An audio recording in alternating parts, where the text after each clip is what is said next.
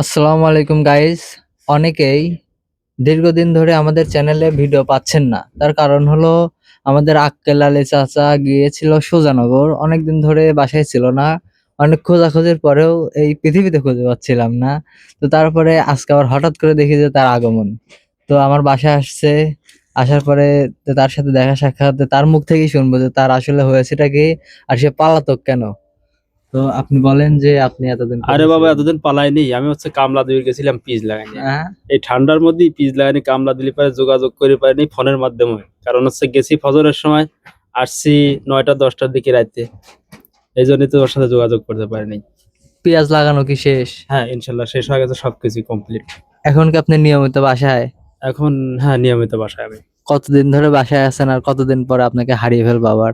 আর হারানোর চিন্তা নাই, কারণ আর এর মধ্যে আমাদের যে মফিজ চাচা আছে তারও খোঁজ খবর আপাতত আমি পাচ্ছি না। মানে তারা আসলে কই, যে আমি যে তাদের নিয়ে ওয়েট করি তারা আমাকে পাত্তাই দেয় না, এরকম একটা অবস্থা বর্তমানে।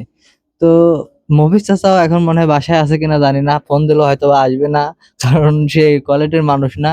হয়তো দিনের বেলা ফোন দিলে আসতো, এখন বাজে রাত কয়টা, রাত মনে হয় 7টা বাজে, তো এখন আসবে না। তো আমরা খুব শীঘ্রই ভিডিও দিব। আর যে ঠান্ডা, এই ঠান্ডার মধ্যে ভিডিও করাটাও কেমন জানি বিরক্ত ফিল হয় সবারই, মানে। না না, বিরক্ত ফিল বলতে কিছু না। এটা ধরো যে এখন আমাদের কৃষকের যারা, তাদের পেঁয়াজের মৌসুম। এই হ্যাঁ। পেঁয়াজের মৌসুমের কাজে একটু বেশি থাকে। তাছাড়া অন্যান্য সময় বা অন্যান্য মৌসুমের অতটুকু কাজ থাকে না, যতটুকু পেঁয়াজের মানে প্রতি মানুষের এতটুকু আগ্রহ থাকে। আচ্ছা, আপনি আবার তাইলে যে পেঁয়াজের যে বিজনেস করতেছেন, তাই তো বলা যায়, যেহেতু পেঁয়াজ আপনার নিজের জমি, তাই না? হ্যাঁ হ্যাঁ। তাহলে এই পর্যন্ত আপনি কতটুকু পেঁয়াজ লাগাইছেন, মানে কত টাকা ব্যয় হয়েছে, কত বিঘা পেঁয়াজ লাগাইছেন এই হ্যাঁ, পর্যন্ত? প্রায় 4 বিঘে হয় নাই আর কি, একটু কম আছে। কিন্তু টাকা খরচ হয়েছে অনেক, কত? 1.5 লাখের কাছে। 1.5 লাখ?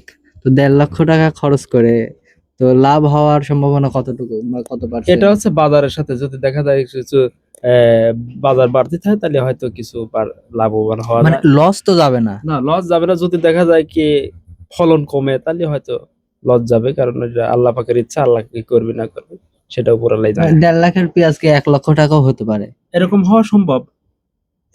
মানে গত দিনে কি এরকম কারোর হয়েছে? না, কোনো মানে কৃষকের? পেঁয়াজ জন্মার সাথে সাথে, কারণ পেঁয়াজ বর্তমানে এমন জমিতে আছে যে বিঘাতে 50 থেকে 60 মন হয়, 70 মন হয়। মানে বীজের পর কোয়ালিটি, মানে কিছু ভালো বীজের পেঁয়াজ আছে, সেগুলো যদি ভালো বীজের পেঁয়াজ চাষ করা যায়, দেখা যায় কি 70 থেকে 80 মন হয়। গত বছর 14% বুঝতে 2 মন কম ছিল, আমার 50 মন। তাহলে ওই রকম যদি হয়, তাহলে দেখা যায় কি 1200 টাকা মন থাকতে পারবে না।